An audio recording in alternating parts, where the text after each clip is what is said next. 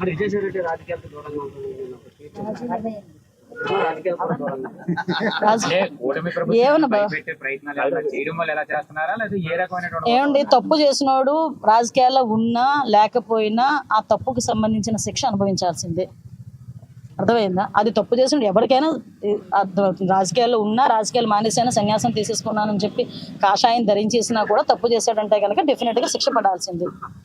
మరి అతని సొంత విషయం అంటున్నారు, లేకపోతే ఏ అర్ధరాత్రో గొడ్డలు ఏమైనా కల్లోకి వచ్చిందో, లేకపోతే ఏదైనా ఇంటెలిజెన్స్ రిపోర్ట్స్ ఏమైనా వెళ్ళినాయో, నెక్స్ట్ టార్గెట్లని ఏమైనా వెళ్ళినాయో ఏంటో ఆయనకి తెలియాలి, మనకు తెలియదు.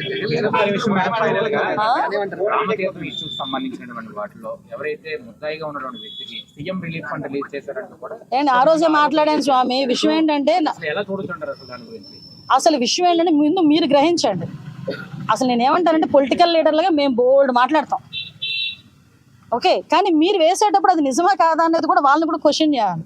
నేను విజయనగరంలో ప్రెస్ మీట్ పెట్టినప్పుడు కూడా చెప్పా, అతను ముద్దాయి కాదు, విట్నెస్. అతని విట్నెస్ నా దగ్గర రిపోర్ట్ కూడా ఉంది. ఆ విట్నెస్ కూడా ఎవరంటే, ఆయన ఆ చెరువులోని ఏదైతే నీళ్లు తోయడానికి వచ్చిన ఇంజిన్ ప్రొవైడ్ చేసిన వాడు. అట్ ద సేమ్ టైం ఆయన ఒక ఆటో డ్రైవర్, ఆయన ఒక విట్నెస్. ఆయన అది ఇలా మొత్తం నీళ్ళంతా తీసేసిన తర్వాత